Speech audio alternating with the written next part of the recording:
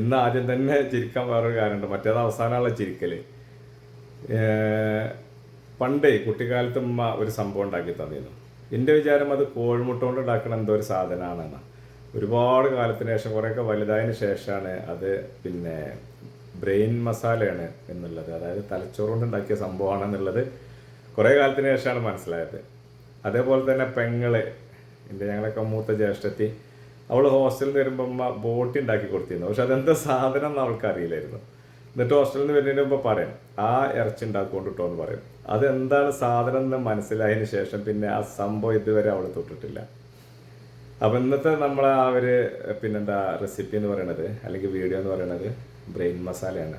ഉമ്മയുടെ ആ ഒരു സ്റ്റൈലിൽ, ഉമ്മ ഉണ്ടാക്കുന്ന സ്റ്റൈലിൽ. ചെറിയ ഉള്ളി, ഇഞ്ചി, വെളുത്തുള്ളി, ഇത് ജീരകം ഇട്ടിട്ട്, പെരിയ ജീരകം, വലിയ ജീരകം ഇട്ടിട്ട് ചതക്കണം.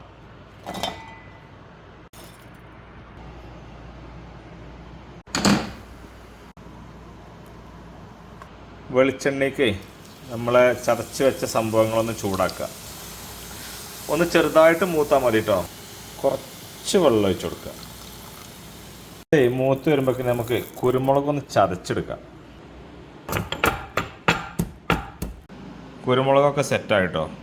മഞ്ഞൾപ്പൊടി ഇടാം, മല്ലിപ്പൊടിയും, നമ്മളെ കുരുമുളക് പൊടിയും കുറച്ച് ഇതിൽ ബാക്കി വെച്ചിട്ടുണ്ട് കേട്ടോ. ഇനി വൃത്തിയാക്കി വെച്ച പിന്നെ ബ്രെയിന് നന്നായിട്ട് മിക്സ് ചെയ്തതിന് ശേഷം നമുക്ക് ഉപ്പിട്ട് കൊടുക്കാം.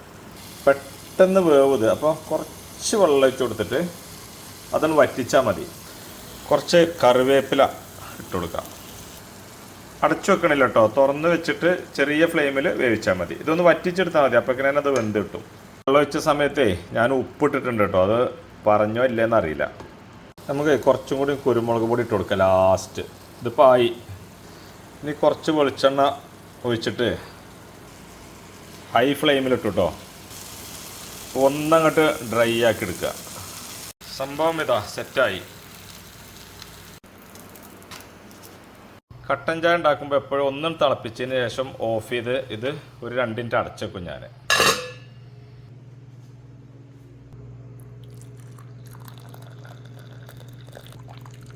എനിക്ക് പൊറോട്ട ക്രിസ്പി അല്ല ഇഷ്ടം, എനിക്ക് സോഫ്റ്റാണ് ഇഷ്ടം. അപ്പോൾ ഞാനൊന്ന് ആവി കയറ്റുക അതിൻ്റെ ഇടയിൽ.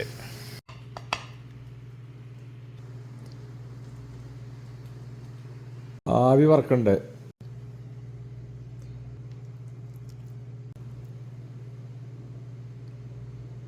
ഇന്ന് ഉച്ചക്ക് ചോറുന്നില്ല, അപ്പോൾ നേരത്തെ തന്നെ പ്ലാൻ ഇട്ടിരുന്നു